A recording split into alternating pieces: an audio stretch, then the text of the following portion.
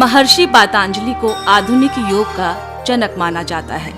वे चित्तवृत्तियों के निरोध को योग कहते हैं। योग का शाब्दिक अर्थ जाने तो संस्कृत के युज से इसकी उत्पत्ति हुई है, जिसका अर्थ है जोड़ना, बांधना या एकत्र करना। व्यक्ति के बिखरे हुए स्वरूप को जोड़कर मानसिक शारीरिक रूप से एक कर देना ही योग का उद्देश्य है। इंदिरा गांधी राष्ट्रीय मुक्त विश्वविद्यालय द्वारा भी विभिन्न क्षेत्रीय केंद्रों पर अंतर्राष्ट्रीय योग दिवस मनाया जा रहा है, जिसका मुख्य कार्यक्रम मैदानगढ़ी स्थित इग्नू मुख्यालय में संपन्न हुआ। ताड़ासन। ताड़ यानी ताड़ का पेड़। सीधे खड़े हो जाएं। अब अपने हाथों को कंधों तक उठाएं। हथेलियों को सामने रखकर अपनी उंगलियों को आपस में पकड़ें और फिर धीरे से कलाइयों को बाहर की तरफ मोड़ें। अब धीरे धीरे सांस अंदर लेते हुए अपनी भुजाओं को कंधों की सीध में उठाते हुए सर के ऊपर ले जाएं। इस अवस्था में अपने शरीर को स्थिर करने के बाद अब धीरे धीरे अपनी एड़ियों को जमीन से ऊपर उठाएं और पंजों के बल खड़े हो जाएं। अब बिना अपना संतुलन खोए, बिना पैरों को हिलाए इस स्थिति में 10 से 15 सेकंड तक रहें। सामान्य रूप से सांस लें और छोड़ें। कुछ देर आराम से रहें। शुरुआत में संतुलन बनाना थोड़ा कठिन हो सकता है। इसके लिए आप अपने सामने एक बिंदु पर अपनी आंखें केंद्रित करें। इस आसन के नियमित अभ्यास से संतुलन बनाना सरल हो जाएगा। ये आसन रीढ़ से जुड़ी तंत्रिकाओं के संतुलन को ठीक करता है, शरीर की मुद्राओं यानी पोस्चर को बेहतर बनाता है। इससे जांघ, घुटने और एड़ियां मजबूत होते हैं। इस अवसर पर इग्नू के कुलपति प्रोफेसर नागेश्वर राव ने कहा, 7वें अंतर्राष्ट्रीय योग दिवस के अवसर पर आप सभी को बधाइयाँ। आज विश्व के 190 देश योग दिवस को अपने यहाँ अपना रहे हैं, मना रहे हैं। योग फॉर वेलबींग, ये इस वर्ष का ध्येय वाक्य है। हम योग कल्याण के लिए करते हैं, अपने कल्याण के लिए। मानसिक कल्याण, शारीरिक कल्याण दोनों ही के लिए बहुत उपयोगी है। शरीर से स्वस्थ होना, मन से स्वस्थ होना मनुष्य के लिए बहुत महत्वपूर्ण है। और जो यौगिक क्रियाएं हैं वे सर्वकालिक हैं। चाहे वो बरसात हो, चाहे वो गर्मी हो, चाहे वो ठंड हो, आप इन क्रियाओं को अपने घर में भी कर सकते हैं। और इस कोरोना के दौरान जब जिम बंद थे, जब बाहर निकलने के लिए लॉकडाउन स्थान स्थान पर लागू था, ऐसे समय में अपने स्वास्थ्य का ध्यान रखने के लिए यौगिक क्रियाएं बहुत महत्वपूर्ण हैं।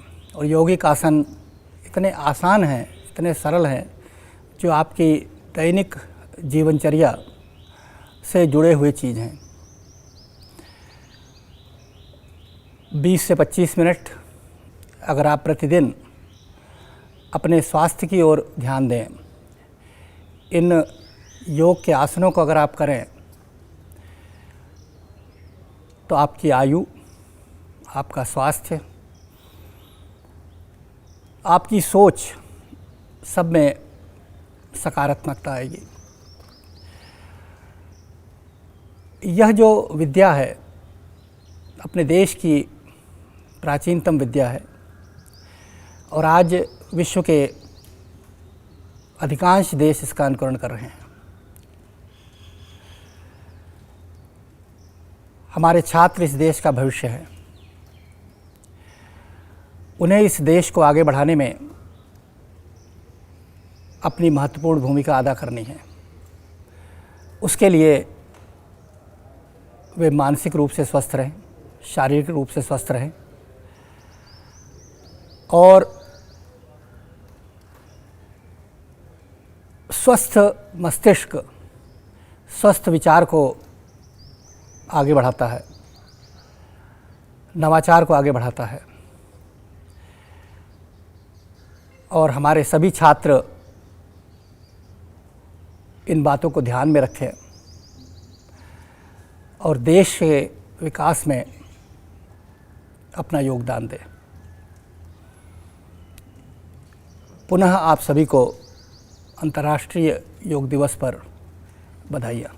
कोरोना महामारी के चलते ये दूसरा मौका है जब अंतर्राष्ट्रीय योग दिवस कोरोना प्रोटोकॉल को ध्यान में रखते हुए मनाया गया। अंतर्राष्ट्रीय योग दिवस के इस शुभ अवसर पर मैं सभी देशवासियों और ख़ास तौर पर अपने विद्यार्थियों, अध्यापकों और समस्त इग्नू कर्मियों को कोटिशः बधाई देता हूं। बधाई देता हूं उनको क्योंकि आज योग केवल एक जीवन पद्धति ही नहीं है, योग केवल एक अभ्यास नहीं है, बल्कि योग एक जीवन शैली है। और जब संयुक्त राष्ट्र सभा में हमारे माननीय प्रधानमंत्री ने अंतर्राष्ट्रीय योग दिवस की घोषणा की तो चहुं ओर भारत की दुंदुभी बजी और योग को सभी विश्व में सभी देशों ने स्वीकार किया। आज निरपवाद रूप में योग हमारा साथी है, योग हमारी जीवन शैली है और यह विश्व की जीवन शैली बन गई है। आपने देखा होगा पिछले पैंडेमिक के दौरान और इस दूसरी तीसरी लहर के दौरान कि चिकित्सक क्या कहा करते थे, जहां दवाई की सीमा समाप्त होती है वहां योग की सीमा आरंभ होती है। योग शरीर को ही नहीं मन को भी स्वस्थ करता है और जीवाणुओं को, बैक्टीरिया को और जो भी बीमारियां हैं उसको रोकता है। योग केवल एक अनुभव ही नहीं है, योग एक दर्शन भी है। इसलिए और ये योग एक अध्ययन है, विद्या है। इसीलिए इंदिरा गांधी राष्ट्रीय मुक्त विश्वविद्यालय ने भी योग का अध्ययन अध्यापन शुरू किया है।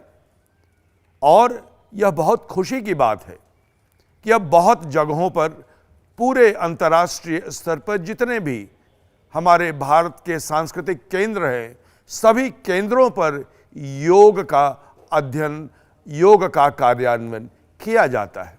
मैं अपने विद्यार्थियों से, अपनी युवा पीढ़ी से यह अनुरोध करता हूं कि नित्य कम से कम 15 मिनट योगाभ्यास जरूर करें और कुछ नहीं तो अनुलोम विलोम कर लें, कपाल भाती कर लें और ईश्वर का ध्यान कर लें। इतने से उनका संपूर्ण दिन और संपूर्ण माह और संपूर्ण वर्ष देखेंगे कितनी ताजगी है, आपको पढ़ने में मन लगेगा और आप अपने माता पिता के प्रति, आप अपने गुरु के प्रति, आप अपने अग्रजों के प्रति और अपने साथियों के प्रति आपका व्यवहार उत्तम होगा, आपका क्रोध दूर होगा, संयम बढ़ेगा। ये एक साइकोलॉजिकल थेरेपी भी है।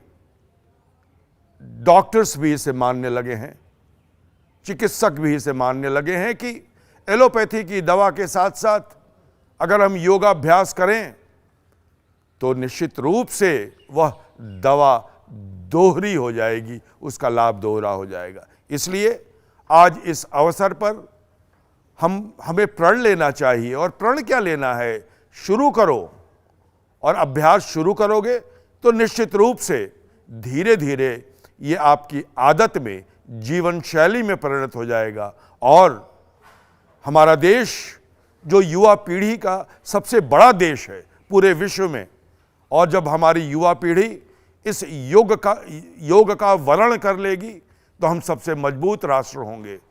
विज्ञान में, ज्ञान में हम प्रगति करेंगे और वसुधैव कुटुंबकम के नारे के साथ साथ हम विश्व गुरु बनने की जो हमारा संकल्प है उसको पूरा कर सकेंगे। अब से 2 वर्ष पूर्व किसी ने भी ये नहीं सोचा था कि आने वाले वर्षों में किसी महामारी के चलते ये योग एक बेहतर विकल्प के रूप में कार्य करेगा। इंटरनेशनल योग दिवस पर मैं सभी को अभिनंदन और बधाई देता हूँ। हमारा विश्वविद्यालय आज योग दिवस पालन किया, जो कि इसका पालन में हम लोग सब एकत्रित रहे, हमारा कुलपति, समकुलपति और सभी लोग उपस्थित रहे। मैं आशा करता हूं कि ये दिन सिर्फ आज का दिन का रूप में पालन करके हम लोग बैठ जाना नहीं चाहिए। सभी छात्र, सभी शिक्षक, सब देशवासी इसको ये अभ्यास रेगुलर करेंगे तो सारा जीवन वो सुखी रहेंगे, खुश रहेंगे। अपना शरीर और मन को इकट्ठा करके योग जिसको कहते हैं वो सुस्त रहेंगे। इसमें हमारा एक सुंदर देश बन सकता है। मानसिक रूप से स्वयं को स्वस्थ और सहज रखने के लिए भी योग और ध्यान का सहारा लिया जा रहा है और इसके नतीजे हैरान कर देने वाले हैं।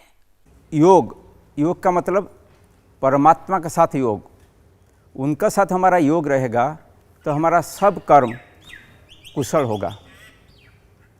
और एक कहावत है, शरीरम आद्यम खड़ु धर्म साधनम। इसका मतलब पहले शरीर, उसका बाद आप धर्म करेंगे। धर्म में सब कुछ आ जाता है। धर्म का मतलब नहीं है कि आप जंगल में बैठ के तपस्या करोगे। हमारा दैनंदिन जीवन में जो कुछ हम करते हैं, हमारा एग्जिस्टेंस के लिए जो कुछ हम करते हैं, हमारा ग्रोथ के लिए जो कुछ करते हैं, सब धर्म का अंतर्भुक्त है। तो पहले शरीर, तो शरीर जो है ये स्थूल शरीर भी है, सूक्ष्म शरीर भी है। सूक्ष्म शरीर हम देख नहीं पाते हैं, लेकिन स्थूल शरीर जो है जिसमें मांसपेशियाँ है, हमारा जैसे शरीर में जो ऑर्गन्स है, हृदपिंड है, किडनी है, ये सब का जब तक सुस्त नहीं रहेगा तब तक हमारा शरीर ठीक नहीं रहेगा, मन भी ठीक नहीं रहेगा, हमारा काम में भी मन नहीं लगेगा।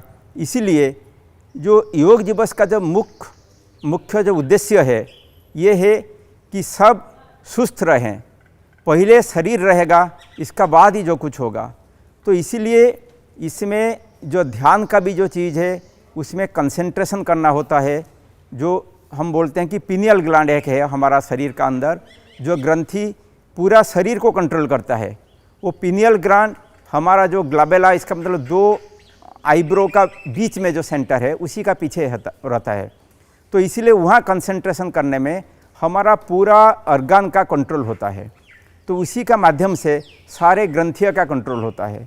और जितना हमारा पोस्चर से जितना मसल है, एक्सरसाइजेस हम है, उसमें सारे मसल का जो सुस्त रहेगा, उसमें रक्त संचालन ठीक रहेगा और हमारा शरीर का ऑक्सीजनेशन, शरीर का जो जॉइंट्स, ये सब कुछ ठीक रहेगा। इसीलिए योग का जो प्रक्रिया है, जो आसन है, वो सब हमको रेगुलरली प्रैक्टिस करना चाहिए। जिसको जितना पॉसिबल है इतना ही करना है। जिनको व्याधि है, कोई बीमारी है, उनको जो आसन नहीं करना चाहिए वो उनको प्रैक्टिस करना नहीं चाहिए। बाकी जो आसन है जिसमें सबको जो कर सकते हैं वही आसन आपको प्रैक्टिस करना चाहिए। आज जब महामारी के चलते हम सब शारीरिक और मानसिक रूप से कई समस्याओं से गुजर रहे हैं, तो ऐसे में योग हमारे स्वास्थ्य के लिए एक महत्वपूर्ण संबल के रूप में उभरा है। इसीलिए योग करें और स्वस्थ रहें।